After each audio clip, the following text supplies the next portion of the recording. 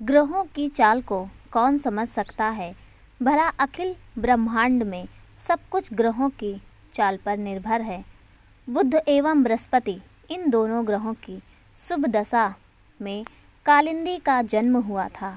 माता पिता की तीसरी संतान कालिंदी जब हुई तब भादो माह चल रहा था। शतभिषा नक्षत्र की उपस्थिति में संध्या समय कालिंदी का आगमन धरती पर हुआ। ग्रामीण पृष्ठभूमि से जुड़े अखिल जी और शोभा की कन्या कालिंदी जन्म से ही शुभ लक्षणों वाली थी। जैसे ही उसके कदम जमीन पर पड़े, अखिल जी की सालों की तपस्या सफल हुई। उनको राज्य सरकार में लिपिक की एक स्थायी नौकरी मिल गई। बहुत खुश होकर अखिल और शोभा ने नौकरी का सारा श्रेय बिटिया को दे दिया। इसके पहले 2 बेटे थे, वह भी बहुत आज्ञाकारी और सयाने थे। अखिल जी ने परिवार को गांव पर ही रखा कि खेती बाड़ी भी ठीक से चलती रहे और स्वयं बाहर रहकर कमाने लगे। कालिंदी जैसे जैसे बड़ी हुई, अपने रूप और गुणों से सबको अभिभूत करती जाती। बहुत कम अवस्था में ही उसने रसोई और घर गृहस्थी के काम सीख लिए। फिर पढ़ाई में भी झंडे गाड़ने लगी।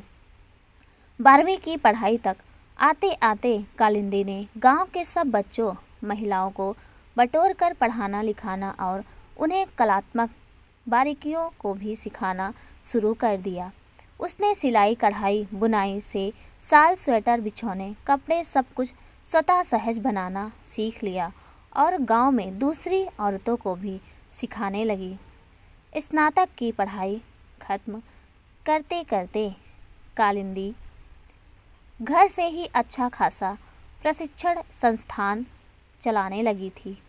वह गांव की सब महिलाओं को अपने यहाँ प्रशिक्षण देकर उन्हें स्वयं सहायता समूह के माध्यम से बैंक से ऋण दिलवाना देती थी, जिससे ये महिलाएं अपना छोटा मोटा कारोबार करने लगी थी। यह काम वह अपने गांव के साथ साथ आस पड़ोस के गांव की महिलाओं के लिए भी निःशुल्क करती थी।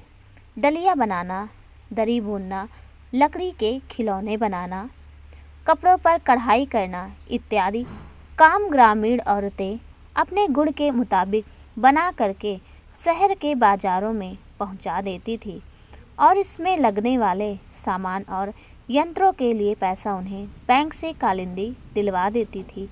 इस तरह कालिंदी अपने गांव के साथ आसपास के गांवों को भी प्रगति और समृद्धि में योगदान देने लगी थी। बिटिया के बीए पास कर लेने पर गांव के समाज में रहने वाले अखिल जी को उसके विवाह की चिंता हुई। पापा, मैं आपको छोड़कर कहीं नहीं जाऊंगी। कालिंदी के ऐसा कहने पर अखिल की आंखें भर आती। बेटी हृदय का टुकड़ा होती है और एक ना एक दिन उसे घर से विदा तो करना ही पड़ता है।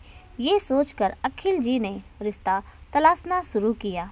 कालिंदी का भाग्य की शहर के बहुत बड़े अधिकारी राम नरेश जी ने कालिंदी को उसके कॉलेज फंक्शन में ही देशभक्ति गीत और गृह प्रबंधन की नाटकिया प्रस्तुत करते हुए देखा था और उसकी व्यवहार कुशलता के कायल हो गए थे। उन्होंने खुद गांव आकर अखिल जी से कालिंदी का हाथ अपने छोटे बेटे हर्ष के लिए मांग लिया। ऐसा करके उन्होंने जो अखिल जी का मान बढ़ा दिया था, वह गदगद हो उठे। फिर तनिक संकोच से बोले, हम लोग आपको क्या दे पाएंगे, हमारी हैसियत नहीं इतनी कि इतने बड़े घर में रिश्ता कर सकें। अखिल के ऐसा कहने पर राम रईस जी ने हाथ जोड़कर कहा, कालिंदी एक हीरा है, ऐसी बहू पाना किसी खुद किस्मत परिवार के भाग्य में होगा। आप तो बस हाँ कर कर हमें कृतार्थ करिए। अखिल जी ने तुरंत हाँ कर दी, पर जब घर में बाकी लोगों ने सुना तो खुसुर फुसुर करने लगे। ना देखा ना जाना सुना, शादी के लिए राजी हो गए। जाने लड़का कैसा है, उसमें कोई ऐब तो नहीं जिसको ये गांव की लड़की से ब्याह कर छिपाना चाहते हैं। ऐसी बातें सुनकर अखिल जी का सारा उत्साह जाने लगा, पर उनकी पत्नी ने उनको विश्वास दिलाया कि हमारी बिटिया बहुत गुणी है, अपने काबिलियत से सबका दिल जीत लेगी और उसकी किस्मत से सब कुछ अच्छा ही होगा। दोनों परिवारों की सहमति से हर्ष और कालिंदी की सभी विधि विधानों के साथ शादी हुई। ससुराल में कालिंदी की जेठानी जया थी, जो शहर में कॉन्वेंट स्कूल से पढ़ी लिखी थी और वह अपने स्टेटस का बहुत घमंड भी रखती थी। अमीर घर की जया को अपने गहनों जेवर और अमीर मायके का भी बहुत गुमान था। दादी सास और सास को तो संस्कारी बहू कालिंदी बहुत पसंद आई, पर जया का मन था कि देवर हर्ष के लिए भी कोई मॉडर्न लड़की चुनते, पर ससुर जी ने अपनी पसंद की बहू को गांव से लाकर जया के अरमानों पर पानी फेर दिया था। यूं तो हर्ष भी बहुत खुश नहीं था ये सुनकर कि उसकी शादी गांव की लड़की से हो रही है, पर पापा की खुशी के लिए वह चुप था। विवाह के बाद कालिंदी की सुंदरता व सादगी को देखकर वह भी उस पर आकृष्ट हो रहा था। पहले दिन से ही कालिंदी पर सबकी नज़र थी। वह अपने स्वभाववश दूसरे दिन से ही रसोई और घर का सारा काम संभालने लगी। घर के नौकर और काम वालियों से भी कालिंदी का व्यवहार बहुत प्रेम और सम्मान भरा था। सुबह उठकर नहाकर पूजा करके दादी सास और अपनी सास के पैर छूकर उनसे आशीर्वाद और आज्ञा लेकर वह रसोई और घर के अन्य कार्य कैसे हो रहे हैं सब देखने चली गई। जहाँ देर रात तक जगने के कारण सुबह देर से उठती थी, वहीं कालिंदी ने आदतन सुबह उठकर सबके लिए चाय नाश्ता तैयार करवाने का कार्य, दादी सास को समय पर दवाई देने का काम, ससुर जी को सुबह की सैर पर जाने से पहले सूखे फल और मेवे देने का सब इंतजाम करना इत्यादि काम झट से समझ लिया। सुबह का नाश्ता पौष्टिक होना चाहिए, यह सोचकर कालिंदी ने दादी सास के लिए दलिया, ससुर जी के लिए फलों का जूस और अंकुरित दालों का नाश्ता बनाया। वहीं वह जेठ जी और पति के पसंद पूछकर उनके लिए सभी सब्जियों को मिलाकर पराठे बनाए और पनीर की सब्जी बनाई थी। पहली रसोई होने के कारण उसने बेसन का हलवा और मखाने की खीर भी बनाई थी। दादी सास ने कालिंदी को खूब सारा नेक दिया। सबने महसूस किया कि आज के खाने का स्वाद ही कुछ अलग है, क्योंकि इसमें बहू की प्रेम भावना जो छिपी हुई थी।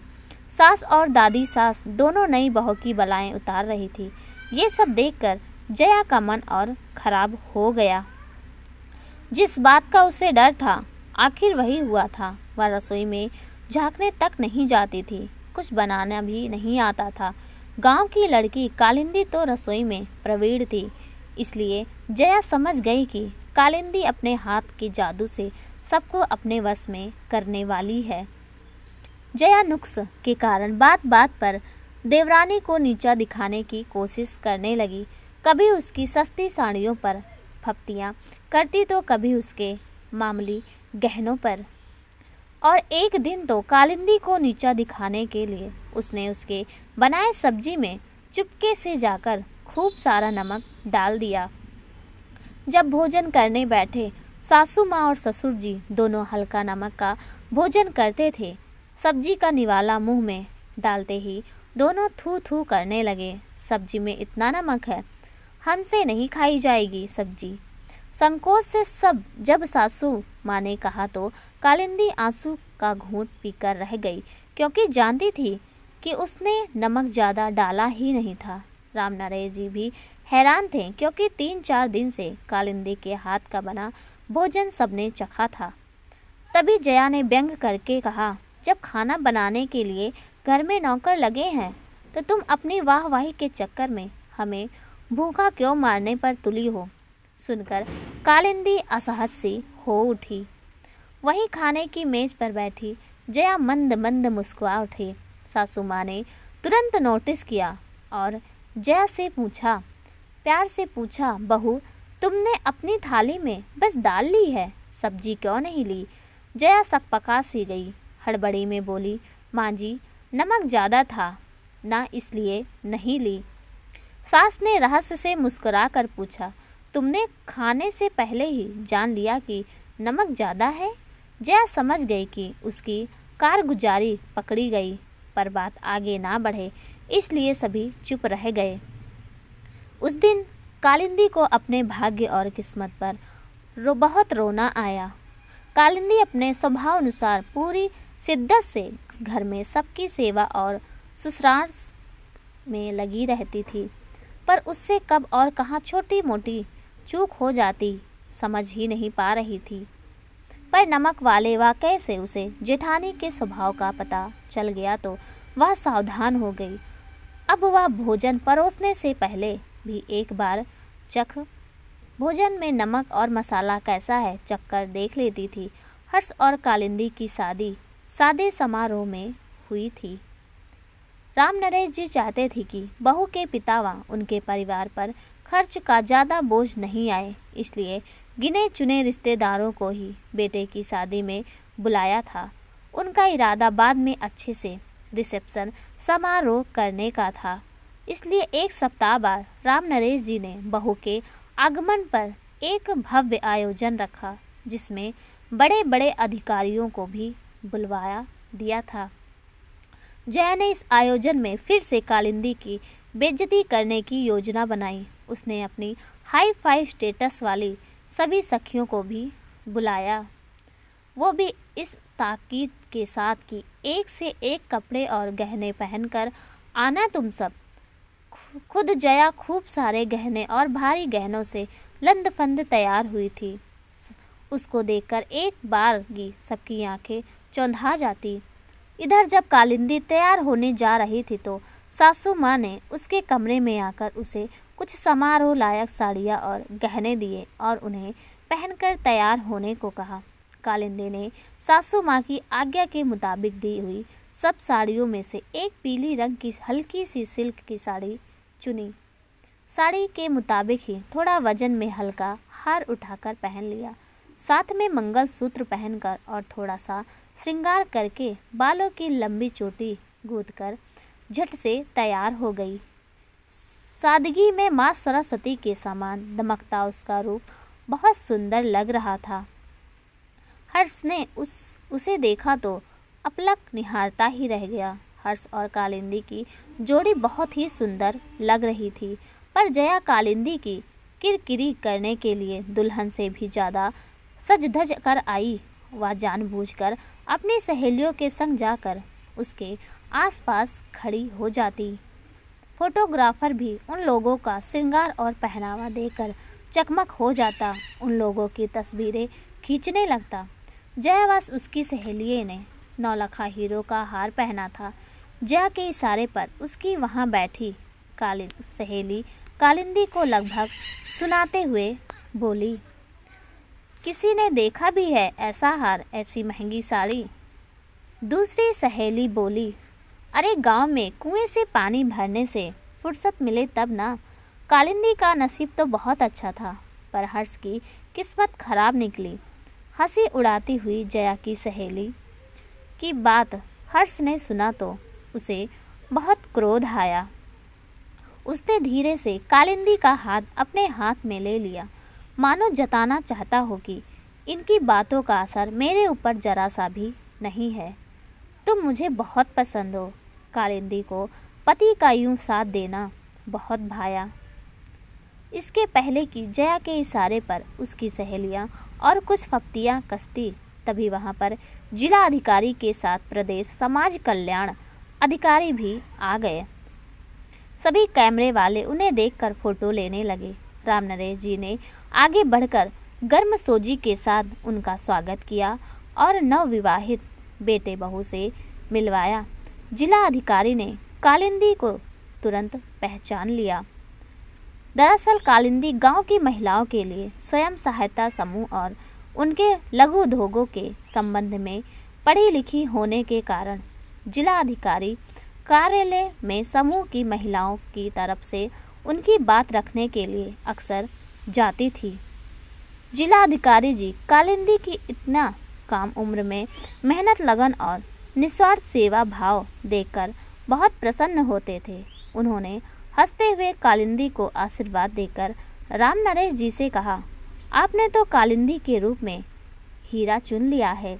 ना जाने कितने महिलाओं और परिवारों की रोजी रोटी आपकी बहू के प्रयासों से सुचारू रूप से चल रही है। उनके साथ आए समाज कल्याण विभाग के प्रदेश अध्यक्ष ने राम नरेश जी से निवेदन करते हुए कहा, अगर आपको आपत्ति ना हो तो हम आपकी बहू को स्वयं सहायता समूह की प्रदेश समन्वयक नियुक्त करना चाहते हैं। उन्होंने संतोष व्यक्त करते हुए कहा, क्योंकि ऐसे समाज सेवा कार्यों को करने में आपकी बहू ने जो मिसाल कायम की है, उसका लाभ अब हमारे दफ्तर के साथ साथ पूरा गांव समाज भी उठाएगा। कालिंदी से अपने सभी कार्यों और योजनाओं की रूपरेखा के साथ जीवन मृत्यु वृत्त बनाकर देने को कहकर दोनों अधिकारी खूब सारा आशीर्वाद देते हुए चले गए। इधर राम नरेश जी ने बहुत ही फक्र का अनुभव किया। उधर जया और उसकी सखियों को किसी ने एक नज़र देखा भी नहीं। हीरो का हार तो जया और की सहेलियों ने पहन रखा था, पर कालिंदी को असली हीरा का तमगा मिल चुका था। जया को अपनी सोच और कद दोनों बहुत छोटे लगने लगे। उसका दोनों हाथों से मुंह छुपाकर रोने का मन हो आया।